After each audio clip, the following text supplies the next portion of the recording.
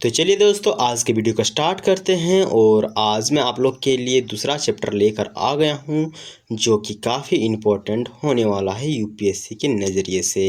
क्योंकि इस वीडियो में हम देखेंगे कि एक व्यक्ति जो कभी आखेट कहलाता था, वो खाद्य संग्राहक से भोजन उत्पादन तक का सफ़र कैसे तय किया।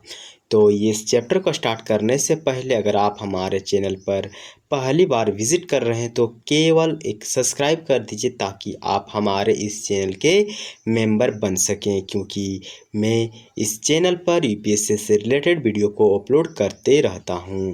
तो चलिए वीडियो को स्टार्ट करते हैं। और ये जो चैप्टर है स्टार्ट होता है इस लड़के के एक प्रश्न से। इस लड़के ने अपने चाचा के साथ यात्रा की। वो यात्रा कर रहा था दिल्ली से चेन्नई के लिए। वो रेल में यात्रा कर रहा था, तब उसके चाचा ने उससे कहा कि ये जो रेल है ये कुछ ही दशक पहले स्टार्ट हुई। तो उसने सोचने लगा, किसने, ये इस लड़के ने, जिसका नाम इस चैप्टर में बताया गया कि तुषार है। वो सोचने लगा कि जब लोगों के पास यात्रा करने के लिए कुछ साधन नहीं था, तो वे एक दूसरे स्थान तक कैसे जाया करते थे, यानी एक स्थान से दूसरे स्थान तक वो कैसे आवागमन करते थे। तो इसी के बारे में आज हम पढ़ेंगे कि लोग आखिर कैसे एक स्थान से दूसरे स्थान तक यात्रा करते थे, और अगर करते थे तो क्यों करते थे। तो चलिए दोस्तों, वीडियो को आगे बढ़ाते हैं। और यहाँ से आपका चैप्टर का मुख्य भाग स्टार्ट होता है कि जो आरंभिक मानव हुआ करते थे वो आखिर इधर उधर क्यों घूमते थे। तो आप ही बताइए कि अगर आपके पास खाने का कोई साधन नहीं होता है, तो आप अपने घर से बाहर किसी शहर पर जाते हैं, वहाँ पर काम करते हैं, पैसा लेते हैं और घर आकर खाना खाते हैं। ठीक उसी प्रकार उस समय के जो आदि मानव हुआ करते थे, उनके पास खाने का कोई साधन नहीं हुआ करता था। तब वह जंगलों में घूमते थे, वे अपने खाने के सामानों को इकट्ठा करते थे और अपने भरण पोषण के लिए जंगल पर निर्भर रहते थे। तो ये तो हमने, जो कि मेरा अनुभव था, वो मैं आपको बताया। चलिए इस एनसीईआरटी पर क्या लिखा हुआ है इसको हम समझने का प्रयास करते हैं। तो हम उन लोगों के बारे में जानते हैं जो इस उपमहाद्वीप में 20 लाख साल पहले रहा करते थे। आज हम उन्हें आखेट खाद्य संग्राहक के नाम से जानते हैं। तो आखिर ये जो आखेट एवं खाद्य संग्राहक क्या होते हैं, इसको चलिए हम जानने का प्रयास करते हैं। तो वे लोग जो शिकार करते थे जानवरों का एवं भोजन के लिए उन्हें इकट्ठा करते थे, या फिर किसी पेड़ पौधे पर निर्भर रहते थे, उनके फल को, फूल को, पत्तियों को वो खाते थे, उन्हें ही हम आखेट एवं खाद्य संग्राहक कहते थे। तो चलिए, और भी यहाँ पर बहुत कुछ ऐसे हमें जानकारी मिल जाएगा जो कि आपको और हमें जानना बहुत आवश्यक हो जाता है। तो भोजन का इंतज़ाम करने की इस विधि के आधार पर उन्हें हम इन नामों से पुकारते हैं। तो आम तौर पर खाने के लिए वे जंगली जानवरों का शिकार करते थे, मछलियों, चिड़ियों और जो फल फूल होते हैं, पत्ती, अंडे पर वे ज़्यादा निर्भर रहते थे। तो जो आखेट एवं खाद्य संग्राहक हुए करते थे, वे समूह के लोग एक जगह से दूसरे जगह पर घूमते रहते थे। ऐसा करने के कई कारण बताए जाते हैं, और हमें भी लगता है कि ये कारण 100% सत्य है। क्योंकि उस समय खाने का कोई उतना साधन उपलब्ध नहीं था, जिस कारण से हम इन चीज़ों को सही ठहराते हैं। तो पहला कारण बताया जाता है कि वे एक जगह से दूसरे जगह इसलिए जाते थे क्योंकि वे जो पौधे हैं, फल है, जानवरों को खाकर समाप्त कर देते थे। जिस जगह पर वे रहते थे वहाँ पर उसे खाकर समाप्त कर देते थे, इसलिए वे भोजन के तलाश में दूसरे जगह पर उन लोगों को जाना पड़ता था। और अगला जो कि कारण बताया जा रहा है वो है कि जानवर जो है वो अपने शिकार के लिए फिर हिरन या फिर मवेशी अपना चारा ढूंढने के लिए एक जगह से दूसरे जगह जाया करते थे। ठीक है, इसलिए इन जानवरों का शिकार करने के लिए वे लोग पीछे जाते थे। यानी यहाँ पर बताया जा रहा है कि जब वो जानवरों का शिकार करते थे तो जानवर जो कि अपने चारे के लिए, अपने पेट को भरने के लिए दूसरे जानवरों पर आश्रित होते थे, तो जब वह जानवर किसी दूसरे जानवर को मारने के लिए एक स्थान से दूसरे स्थान जाया करता था, तब लोगों का समूह भी उसके पीछे जाते थे ताकि उसे उस जानवर का शिकार कर अपना जो पेट है वो भर सके। ठीक है, तो दूसरा कारण हमने बहुत ही आसानी से समझ लिया हूँ। और तीसरा जो कि कारण बताया जा रहा है वो है कि जो पौधे हैं, पेड़ हैं, उसके जो फल फूल है वो अलग अलग मौसम में आया करते हैं। जैसे कि जो अभी आम का सीज़न चल रहा है तो आम के तलाश में वो दूसरे जगह जाया करते थे। उसी प्रकार जब अमरूद का सीज़न आता था तो वो अमरूद के लिए दूसरे जगह जाया करते थे। तो इसलिए वे एक दूसरे स्थान का भ्रमण समय समय पर करते रहते थे। और चौथा जो कि कारण इसमें बताया जा रहा है वो है पानी। तो जो पानी होता है, पानी के बिना किसी भी प्राणी या फिर जो पेड़ पौधा होता है उसका जीवन संभव नहीं होता था। और जो पानी है वह झीलों, झरने या फिर नदियों में ही मिलता है। यद्यपि कई नदियों और झीलों का पानी कभी नहीं सूखता था। कुछ झीलों और नदियों में पानी बारिश के बाद ही मिल पाता था। इसलिए ऐसा जो झील है, नदी है या किनारे पर जो बसे लोग हैं वे सूखे मौसम में पानी के तलाश में इधर उधर उन लोगों को जाना पड़ता होगा। तो इसमें हमने 4 कारण देखे जो कि काफ़ी इम्पोर्टेंट है अभी के ज़माने में भी, कि लोग खाने के लिए पानी के तलाश में या फिर रोज़गार के लिए एक स्थान से दूसरे स्थान के भ्रमण के लिए जाते रहते हैं। तो चलिए अगला जो कि प्रश्न इसमें क्या दिया हुआ है जानने का प्रयास करते हैं कि जो आरंभिक मानव है उसके बारे में हमें जानकारी कैसे मिलती है। तो अगर आपके पास कुछ ऐसा आइडिया है तो कृपया सोचिए और जानने का प्रयास कीजिए कि आरंभिक जो लोग हैं उनके बारे में हमें जानकारी कैसे मिली। तो इसमें हमें बहुत महत्वपूर्ण योगदान देता है जो ये पुरातात्विद होते हैं। पुरातात्विद को कुछ ऐसे वस्तु मिली है जिसका निर्माण और उसका प्रयोग आखिर खाद्य संग्राहक क्या करते थे। यह संभव है कि लोगों ने अपने काम के लिए पत्थरों, लकड़ियों और हड्डियों के औजार बनाए हों।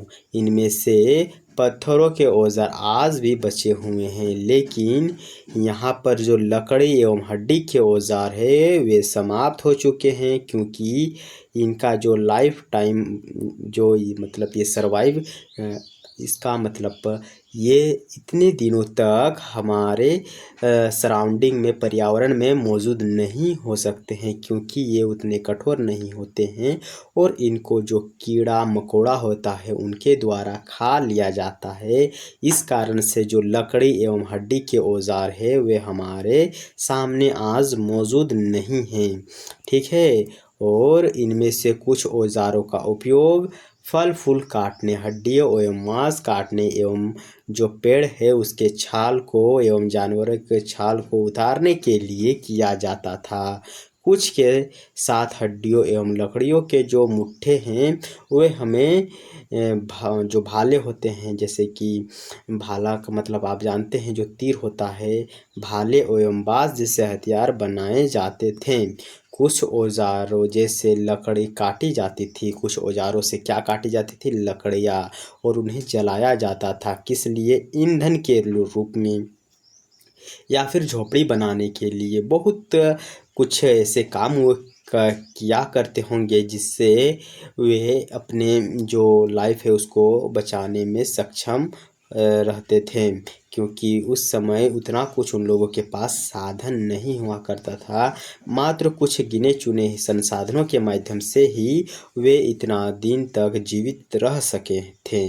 तो चलिए हम देखते हैं कि इसमें हमें एक औजार दिया गया है जो कि एक पत्थर का है। इससे वे जो पेड़ है उसको छालने के लिए या फिर किसी चीज़ को छेद करने के लिए इस्तेमाल किया करते थे। इसका नोक आपको नज़र आ रहा होगा, इसी का प्रमुख इस्तेमाल होता था। ये तो पकड़ने के लिए यूज़ होता था।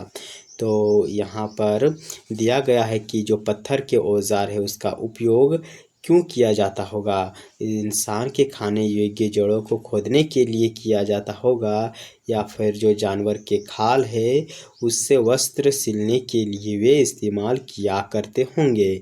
ठीक है, चलिए अब देखते हैं कि जो रहने की जगह का निर्धारण वे लोग कैसे करते थे। तो आप बताइए कि आप जहाँ पर अभी रह रहे हैं, क्या वो जगह आपके लिए अनुकूल है, यानी क्या आप उस जगह पर रहने के लायक हैं।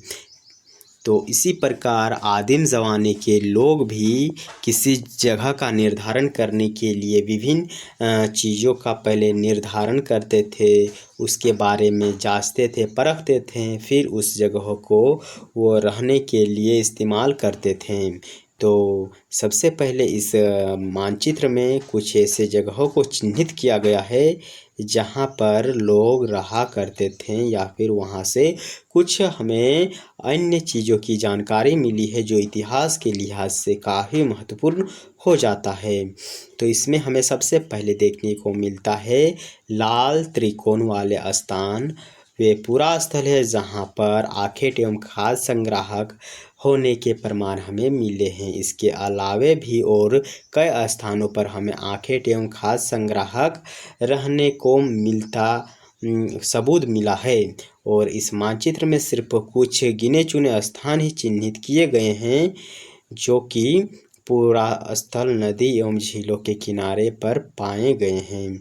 तो यहाँ पर हम सबसे पहले लाल चिन्ह वाले त्रिकोण को देखने का प्रयास करेंगे, जहाँ पर सबसे पहले हमें आखेट एवं खाद्य संग्राहक रहने का सबूत मिला है। तो सबसे पहले हमें देखने को मिलता है भीमबेटका की गुफा, कुरनूल की गुफा एवं हुस्गी।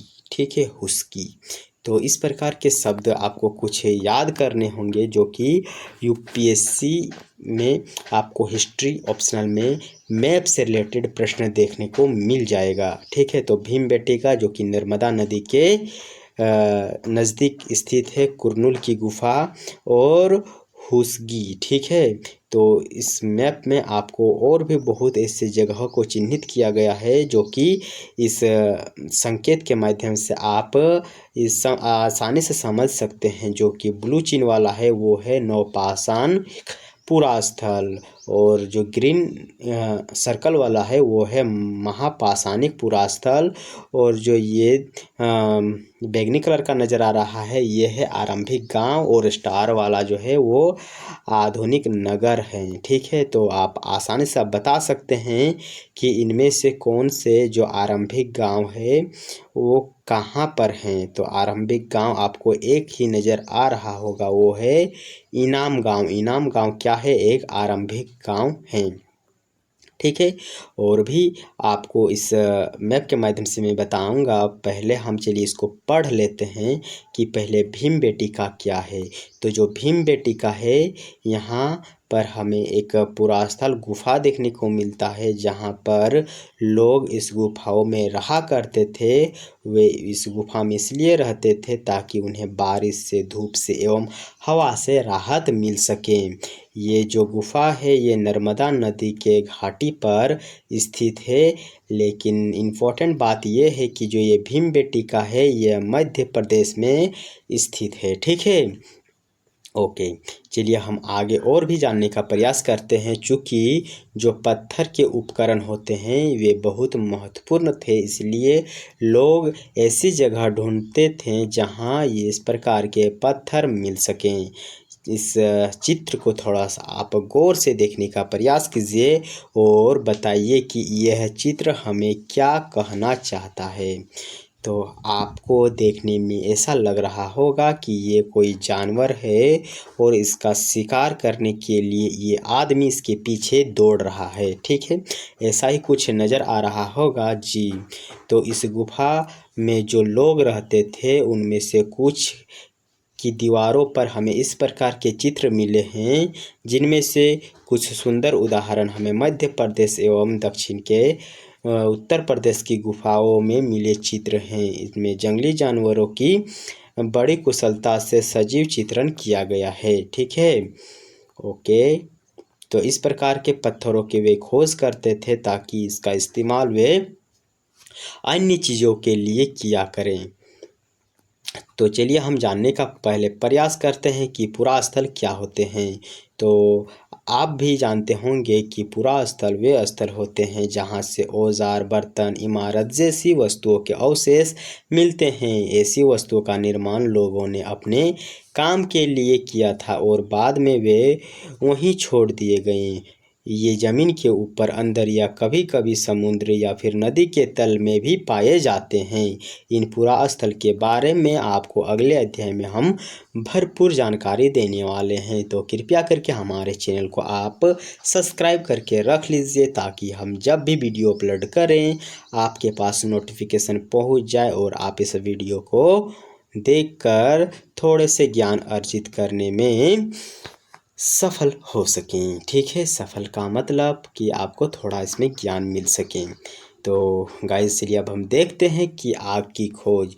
वैसे तो आग की खोज एक बहुत महत्वपूर्ण खोज मानी जाती है जिसमें हम अभी निर्भर हैं। इस आग के माध्यम से ही अभी हमें बिजली मिल रही है और ना जाने कितने चीज़ों का आविष्कार इस आग के माध्यम से ही हो पाया है, ठीक है। तो इसको हम नकार नहीं सकते क्योंकि ये एक बहुत ही महत्वपूर्ण खोज अब तक की है।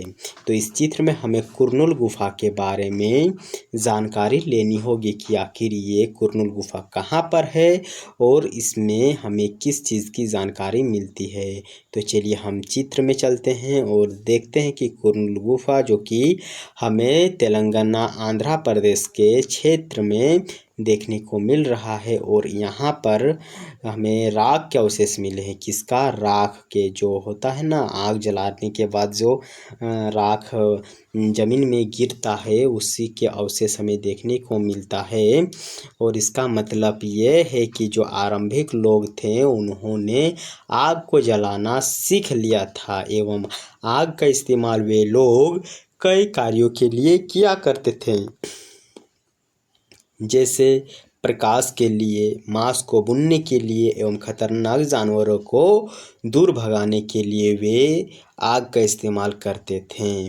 चलिए आप थोड़ा सा बताने का प्रयास कीजिए कि आज हम आग का उपयोग किस लिए करते हैं, ठीक है। तो इस प्रकार के मेंस में प्रश्न कभी कभार पूछ लिया जाता है जो कि काफ़ी सरल होते हैं। चलिए और आगे बढ़ते हैं इस अध्याय में और जानने का प्रयास करते हैं कि आखिर ये पुरातात्विक जो नाम है इसका टाइम पीरियड कितना से कितना है। पुरान पाषाण काल, मध्य पाषाण काल, नव पाषाण काल, इन सब का टाइम पीरियड हम जानने का प्रयास करेंगे। तो जो पुरातात्विद है उन्होंने बड़े बड़े नाम रखे हैं, जैसे कि आरंभिक काल को वे क्या कहते हैं? पुरा पाषाण काल। ये दो शब्दों से मिलकर बना है। पुरा यानी प्राचीन एवं पाषाण का मतलब होता है पत्थर यानी प्राचीन पत्थर, ठीक है। यह नाम पुरास्थलों से प्राप्त पत्थरों के औजारों के महत्व को बताता है। जो पुरा पाषाण काल है यह 20 लाख पहले से 12,000 साल पहले के दौरान माना जाता है। इस काल को भी 3 भागों में हम विभाजित कर सकते हैं, जैसे कि आरंभिक, मध्य एवं उत्तर पुरान पाषाण युग। मानव इतिहास की लगभग 99% कहानी इसी काल के दौरान घटित हुई है, ठीक है। जिस काल में हमें पर्यावरण बदलाव मिले हैं वो है मीसोलिथ यानी मध्य पाषाण युग। इसमें हमें जो पर्यावरण में बदलाव देखने को मिला है वो है मीसोलिथ यानी मध्य पाषाण युग। मीसो का मतलब होता है मध्य, लिथ का मतलब होता है पाषाण। पाषाण का अर्थ होता है जो पत्थर से रिलेटेड हो। ठीक है, इसका समय लगभग जो 12,000 साल पहले से लेकर 10,000 साल पहले का माना गया है। इस काल के जो पाषाण औजार है वो आमतौर पर बहुत छोटे हुआ करते थे और इन्हें माइक्रोलिथ यानी लघु पाषाण कहा जाता है। प्राय इन औजारों में हड्डियों या फिर लकड़ियों के जो मुट्ठे हैं वे लगे भाले एवं आरी जैसे औजार मिलते हैं। और इसके साथ साथ हमें जो पूरा पाषाण युग है उसके औजारों भी इस दौरान देखने को मिल रहा है। और इसकी जानकारी हमें कौन देता है? जो पुरातात्वविद होते हैं वे हमें इस चीज़ की जानकारी प्रोवाइड करते हैं। अगले युग की शुरुआत लगभग 10,000 लाख साल पहले से होता है और इसे हम नवपाषाण युग कहते हैं। और जो नवपाषाण युग है इसका मतलब क्या होता है? तो नवपाषाण का मतलब होता है, इसको हम अगले अध्याय में बहुत ही आसानी से जानने का प्रयास करेंगे। और मोटा मोटी आप ये जानिए कि ये एकदम नवीनतम युग है जिसमें लोग का ज्ञान थोड़ा सा विकसित हुआ। ठीक है, तो चलिए और भी हम इसमें जानने का प्रयास करते हैं कि बदलती जलवायु। तो बदलती जलवायु हमें कहाँ पर देखने को मिला था, ये यहाँ पर लिखा हुआ है। अगर आपके पास एनसीईआरटी का बुक है तो ज़रूर एक बार पढ़ने का प्रयास कीजिएगा, क्योंकि एनसीईआरटी हमें बहुत कुछ ऐसे जानकारी देती है। तो पर्यावरण में बदलाव हमें मीसोलिथ यानी मध्य पाषाण युग में देखने को मिलता है गाइज। तो लगभग 12,000 साल पहले जो दुनिया है उसकी जलवायु में हमें बड़े बदलाव देखने को मिला था और गर्मी बढ़ने लगी थी। इसके परिणाम स्वरूप जो कई क्षेत्र हैं वहाँ के जो घास के मैदान है वे बने और इससे हिरन, बारहसिंगा, भेड़, बकरी और गाय जैसे उन जानवरों की संख्या बढ़ी जो घास खाकर जिंदा रह सकते हैं। जो लोग इन जानवरों का शिकार करते थे वे भी इसके पीछे आए और इनके खाने पीने की आदतों एवं प्रजनन के समय की जानकारी हासिल करने लगे। हो सकते हैं कि तब लोग इस जानवरों को पकड़कर अपनी ज़रूरतों के अनुसार पालने की बात सोचने लगे हों। साथ ही इस काल में मछली भी भोजन का एक महत्वपूर्ण स्रोत बन गई। ठीक है, तो आप इस चीज़ को याद रखिएगा कि जो 12,000 साल पहले है वहाँ पर लोगों ने मछली को भी खाना स्टार्ट कर दिया होगा। आगे देखते हैं कि जो खेती है एवं पशुपालन है इसकी शुरुआत कैसे हुई। ठीक है, तो चलिए देखते हैं कि इसी दौरान जो उपमहाद्वीप है उसके विभिन्न इलाकों में गेहूं, जौ और धान जैसे अनाज प्राकृतिक रूप से उगने लगे थे, यानी इसको लोग नहीं रोपते थे, जो कि आधुनिक हमें दुनिया में देखने को मिल रहा है। लोग अभी ट्रैक्टर या फिर व्यक्तियों के माध्यम से भी खेती कर रहे हैं, लेकिन उस समय जो धान है, गेहूं है, जौ है, ये प्राकृतिक रूप से उगते थे। इसको उगाने के लिए कोई लोग इसमें मदद नहीं करते थे। ठीक है, शायद महिलाओं या फिर पुरुषों और बच्चों में इन अनाजों को भोजन के रूप में बटोरना शुरू कर दिया होगा। साथ ही वे ही यह सीखने लगे होंगे कि यह अनाज कहाँ उगते थे और कब पककर तैयार होते थे। ऐसा करते करते लोगों ने इन अनाजों को खुद पैदा करना सीख लिया होगा। इस प्रकार धीरे धीरे वे कृषक बन गए होंगे। ठीक है, तो पहले जो खाने के जो फसल है वे प्राकृतिक रूप से उगते थे, पर लोगों ने इसे धीरे धीरे समझना स्टार्ट किया और उनको उगाना स्टार्ट किया, फिर वे कृषक बन गए। इसी तरह लोगों ने अपने घरों के आसपास चारा रखकर जानवरों को आकर्षित कर उन्हें पालतू बनाया होगा। सबसे पहले जिन जंगली जानवरों को पालतू बनाया गया वह कुत्ता था, ठीक है। और धीरे धीरे जो लोग हैं वो भेड़, बकरी, गाय और सूअर जैसे जानवरों को अपने घरों के नज़दीक आने को उत्साहित करने लगे। ऐसे जानवर झुंड में रहते थे। तो अभी भी ये जो जानवर है हमें झुंड में देखने को मिलता है और ज़्यादातर घास खाते थे, उस समय की बात है। और अक्सर लोग अन्य जंगली जानवरों के आक्रमण से उसकी सुरक्षा किया करते थे और इसी तरह धीरे धीरे वे पशुपालक बन गए। तो पशुपालक बनने की प्रक्रिया भी हमने अभी जाना एवं कृषक बनने की भी जो प्रक्रिया है उसे हम बहुत ही आसानी से अभी हमने समझा।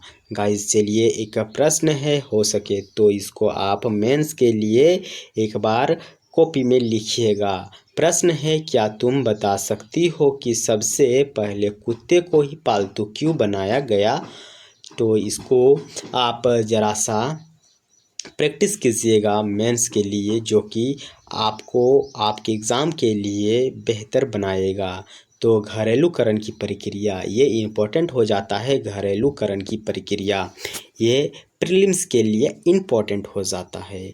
पूछेगा कि निम्नलिखित में से कौन सा घरेलूकरण की प्रक्रिया है। तो चलिए हम जानने का प्रयास करते हैं कि लोगों द्वारा जो पौधे हैं उसको उगाने एवं जानवरों की देखभाल करने को ही हम घरेलूकरण की प्रक्रिया का नाम देते हैं। अपनाए गए ये पौधे एवं जानवर अक्सर जंगली पौधे और जानवरों से भिन्न होते थे, ठीक है।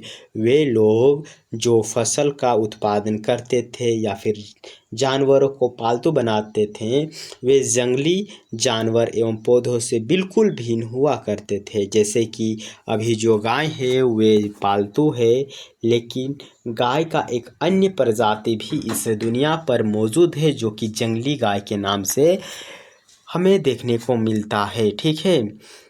और जंगली आलू भी आपने सुना होगा, जिसको हम नहीं खाते हैं, हम उसी आलू को खाते हैं जो हमारे पूर्वज इस्तेमाल किया करते थे। इसी वजह से हम देखते हैं कि इस प्रक्रिया के तहत अपनाए गए पौधे एवं जानवरों का जो चयन है लोग करते हैं। उदाहरण के तौर पर लोग उन्हीं पौधों एवं जानवरों का चयन करते हैं जिनके बीमारी होने की संभावना काफ़ी कम है। यही नहीं, लोग उन्हीं पौधों को चुनते हैं जिससे बड़े दाने वाले अनाज पैदा होते हैं, साथ ही जिनकी मजबूती डंडले अनाज के पके दानों के भार को संभाल सकें। और ऐसे पौधे के बीज को संभाल कर रखा जाता था ताकि फिर उसे उगाने के लिए यूज़ कर सकें, ठीक है।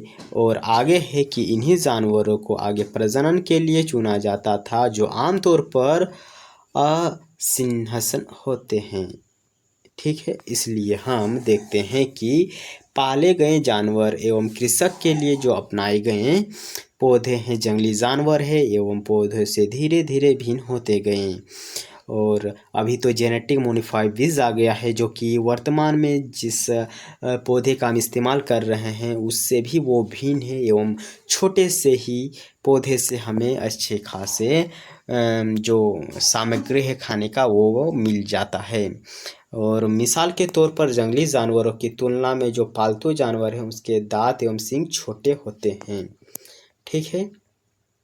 यहाँ पर और भी हमें कुछ जानकारी दी गई है कि इस पर प्रक्रिया पुरानी दुनिया में धीरे धीरे चलती रही। यह करीब 12,000 साल पहले शुरू हुई। वास्तव में आज हम जो भोजन करते हैं वो इसी प्रक्रिया के वजह से हैं।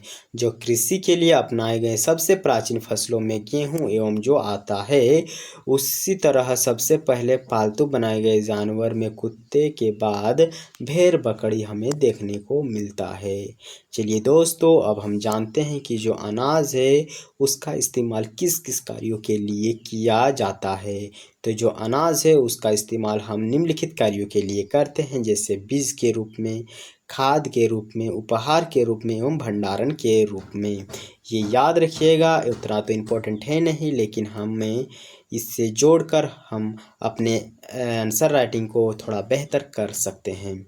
तो एक नई जीवन शैली, तो एक नवीन जीवन शैली जो है इसको हम चलिए अब जानते हैं कि तुम किसी पौधे के बीज को बो कर देखो, तुम पाओगे कि इसे विकसित होने में कुछ वक्त लगता है, उसमें कुछ दिन, महीने या फिर साल तक लग सकते हैं। इसलिए जब पौधे लोग उगाते हैं तो उनके देख रेख के लिए उन्हें एक जगह पर लंबे समय तक रहना पड़ता था, और जो बीज है उसको बोने से लेकर फसल के पकने तक, पौधे को सिंचाई करने एवं खरपतवार को काटने, जानवरों एवं चिड़ियों से सुरक्षा करने तक उन्हें बहुत काम करना पड़ता था। कटाई के बाद जो अनाज है उसका उपयोग वे संभाल कर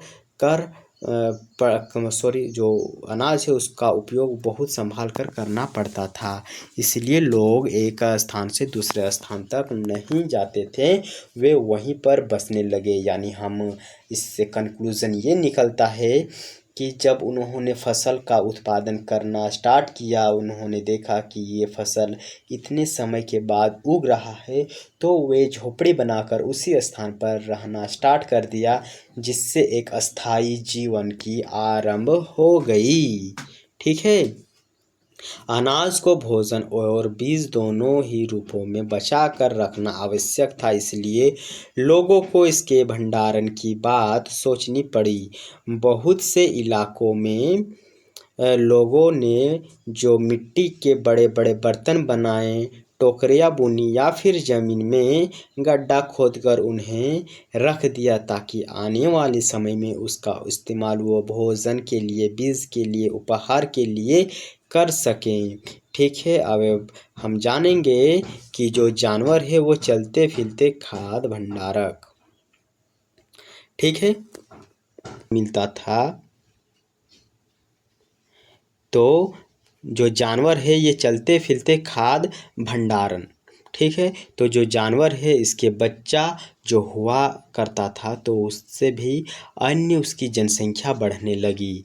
अगर जानवरों की देखभाल की जाए तो उसकी संख्या बढ़ती है, साथ ही उससे हमें दूध भी प्राप्त होता है, वो भी हमें बहुत ही यूज़फुल होता है अपने हेल्थ के लिए एवं भरण पोषण के लिए, और जो भोजन का एक अच्छा स्रोत हमें देखने को मिलता है।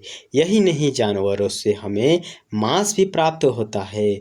दूसरे शब्दों में अगर कहें तो जो पशुपालन है भोजन के भंडारण का एक तरीका है। तो भोजन के भंडारण का एक तरीका है, जब चाहे हम उसको खा सकते हैं। ठीक है। तो एक चलता फिरता क्या है, खाद्य भंडारण है जानवर। ऑब्वियसली ये बात हमें अभी रियलाइज़ हो रहा है, जो कि हम नहीं जानते। ये घटना हमारे आसपास ज़रूर घटित हो रहा है, लेकिन हमें समझने में थोड़ा देरी लगा, जब तक हम इस पाठ को जानने में समर्थ नहीं हुए। आओ हम जानेंगे कि जब आरंभिक कृषक एवं पशुपालक के बारे में कुछ पता करते हैं। तो इस मानचित्र में हमने देखा कि क्या जो नीले वर्ग दिए गए हैं उसमें हमें कुछ पुरातत्वविदों का कृषक एवं पशुपालक होने के साक्ष्य मिले हैं। और चलिए पहले हम दिखा देते हैं आपको कि उस चित्र में जो नीला कलर का दिया गया है ये पशुपालक एवं कृषक हुआ करते हैं लोग। ये पशुपालक एवं क्या है, कृषक है। पशुपालक कृषक खाद्य संग्राहक हम कह सकते हैं। चलिए हम चलते हैं और पढ़ने का प्रयास करते हैं कि आगे इसमें क्या दिया हुआ है। ज़्यादा लंबा वीडियो तो अभी नहीं हुआ है। अगर आप थोड़ा सा बोरिंग हो रहे हैं तो कृपया करके थोड़ा कंटिन्यू बना कर रखें, तभी आपको यह वीडियो प्रॉपर समझ में आएगा और हम क्या पढ़ रहे हैं इसकी जानकारी भी हम इस वीडियो के अंत में देने वाले हैं। साथ ही साथ अभ्यास प्रश्नों को भी हम करने वाले हैं। तो ये जो पूरे उपमहाद्वीप है। अच्छा, अगले क्लास में हमने पढ़ा था कि भारतीय उपमहाद्वीप में कौन कौन से देश शामिल है। अगर आप में से कोई भाई हमारे उस वीडियो को देखा है तो कृपया करके बताने का प्रयास करिए कि भारतीय उपमहाद्वीप में कितने देश शामिल हैं। ऑब्वियसली अगर आप उस वीडियो को देखे होंगे तो आपको याद हो गया होगा। ठीक है, तो इस उपमहाद्वीप में पाए गए हैं क्या? कृषक एवं पशुपालक, जो कि नीले वर्ग में हमें देखने को मिला है। इसमें सबसे महत्वपूर्ण जो पश्चिम उत्तर क्षेत्र में, आधुनिक कश्मीर में एवं पूर्वी एवं दक्षिण भारत में पाए गए हैं। वास्तव में ये निर्दिष्ट स्थान कृषकों एवं पशुपालक की बस्तियां थी या नहीं, इसे जांचने के लिए वैज्ञानिक खुदाई में मिले पौधे एवं पशुओं की हड्डियों के नमूनों का अध्ययन करते हैं। इसमें सबसे रोचक जले हुए अनाज के दाने के अवशेष हमें मिले हैं। ऐसा लगता है कि ये गलती से या फिर जानबूझकर जलाए गए होंगे। वैज्ञानिक इन अनाजों के दानों की पहचान कर सकते हैं।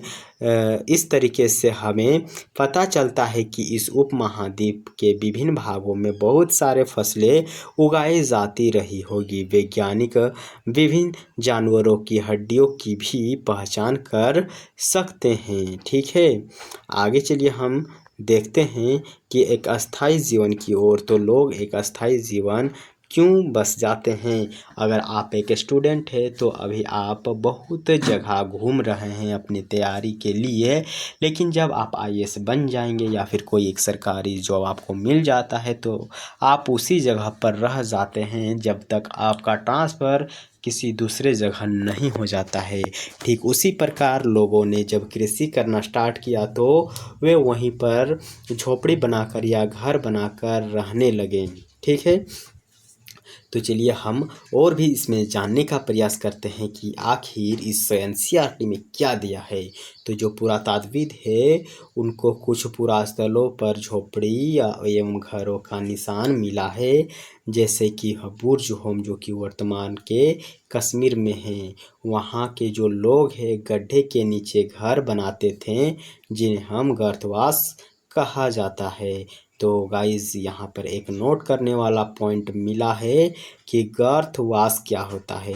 आपको इस वीडियो को ज़रा ध्यान से समझिएगा और देखिए कि यहाँ पर लिखा हुआ है गर्तवास। गर्त का मतलब होता है गड्ढा और वास का मतलब आवास।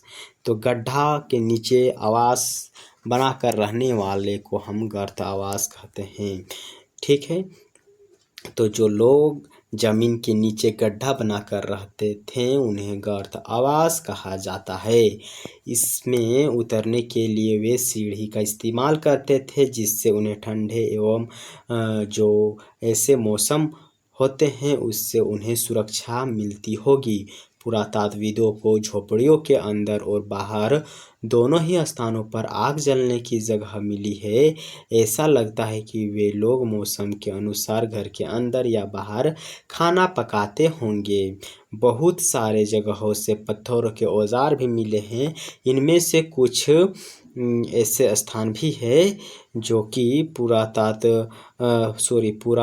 पाषाण युगीन उपकरणों से भिन्न है, इसलिए इन्हें नवपाषाण युग का माना गया है।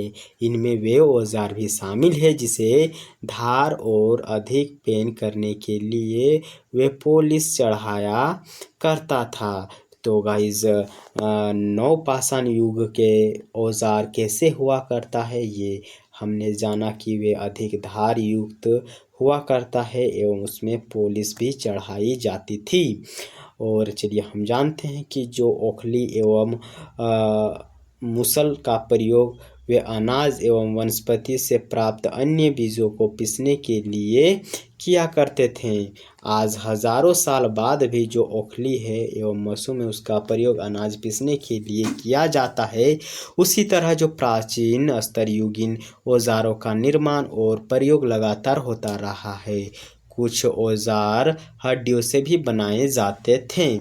ठीक है, तो ये कुछ औजार है जिसका उपयोग अभी हम मसाला पीसने के लिए यूज़ करते हैं। ठीक है, तो ये तो अभी गांव में ही ज़्यादा प्रचलित हमें देखने को मिलता है। चलिए आगे देखते हैं कि नवपाषाण युगीन के जो पुरा स्थल है वहाँ से कई प्रकार के मिट्टी के बर्तन मिले हैं। कभी कभी इन पर अलंकार भी किए जाता था। तो अलंकार का मतलब उसमें स्टाइल बनाया जाता था। बर्तनों का उपयोग चीज़ों को रखने के लिए किया जाता था। धीरे धीरे लोग बर्तनों का प्रयोग खाना बनाने के लिए भी करने लगे। चावल, गेहूँ एवं जो दलहन है उस अनाज का आहार का महत्वपूर्ण हिस्सा बन गया। इसके साथ साथ अब लोग कपड़े भी बुनने लगे, इसलिए उनके पास कपास जैसे आवश्यक पौधे हमें देखने को मिलता है। तो कपास का भी साक्ष्य हमें इतिहास में देखने को मिलता है, क्योंकि वे उस कपास का उपयोग कपड़े बनाने के लिए किया करते थे। क्या ये परिवर्तन हर जगह एक साथ ही आया होगा? जी नहीं, ऐसा बात नहीं है। एक तरफ जहाँ कई जगहों पर स्त्री पुरुष शिकार और भोजन संग्रहण करने का काम करते थे, वहीं अन्य लोगों ने हजारों सालों से दरमियान धीरे धीरे खेती पशुपालन को अपनाना शुरू किया। बहुत जगह लोग मौसम के मुताबिक बदल बदल कर अपना आजीविका चलाते रहते थे। ठीक है दोस्तों, चलिए हम देखते हैं कि सूक्ष्म निरीक्षण यानी मेहरगढ़ में हमें जीवन मृत्यु देखने को मिला है।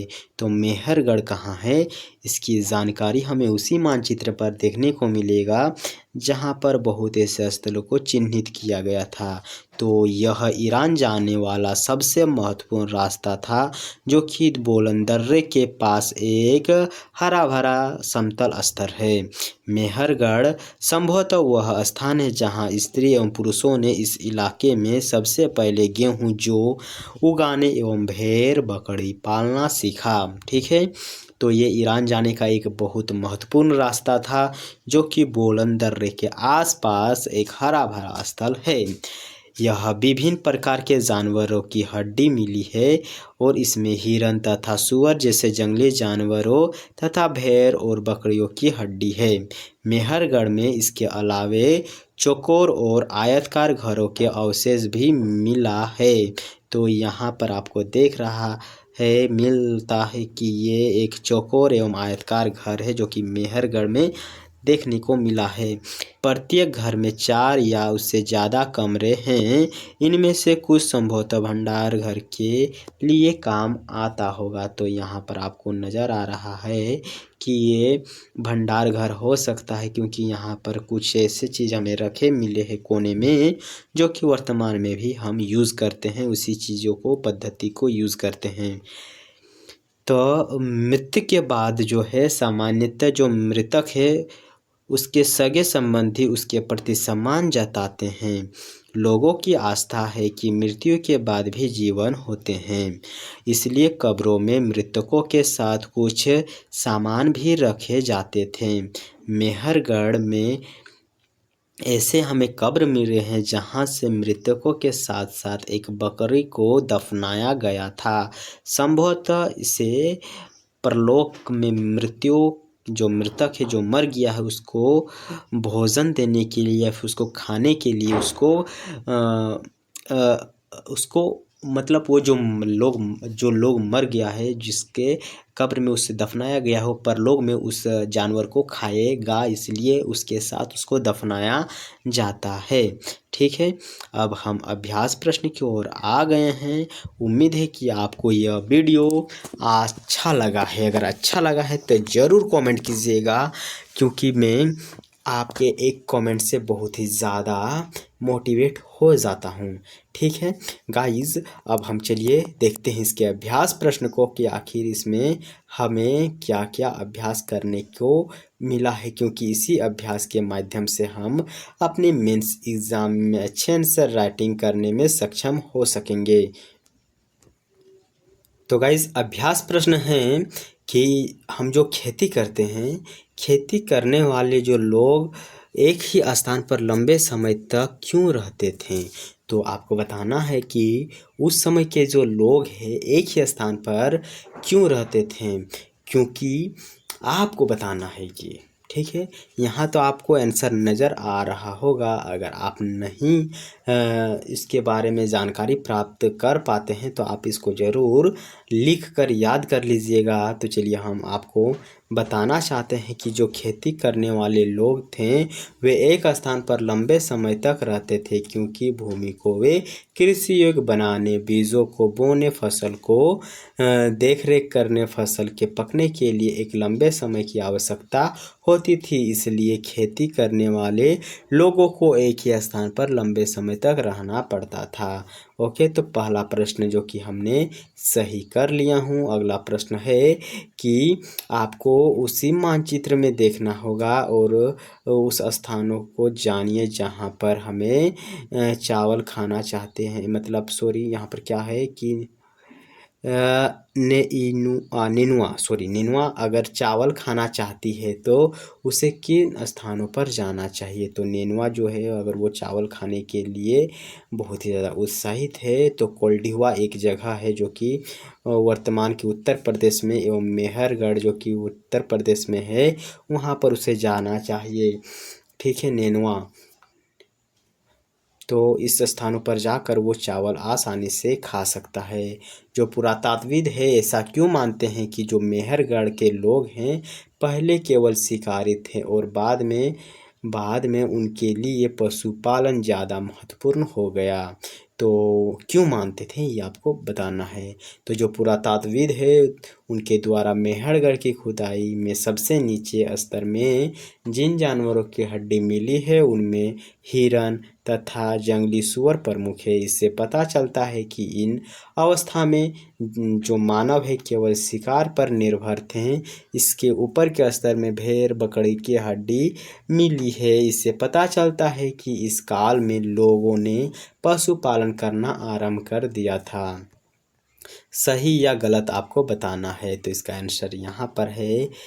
तो आई होप कि आपको ये वीडियो अच्छा लगा है। अगर गाइस ज़रा सा भी अच्छा लगा तो ज़रूर हमें कमेंट करके बताइएगा। और ये रहा आपका उस पूरा अभ्यास प्रश्न का सॉल्यूशन। अगर आपको चाहिए तो ज़रूर हमें कमेंट करके बताइएगा। मैं आपको इसका PDF फिक्स IAS के ऑफिशियल टेलीग्राम पर भेज दूंगा। ठीक है, तो मिलते हैं नेक्स्ट वीडियो में, तब तक के लिए।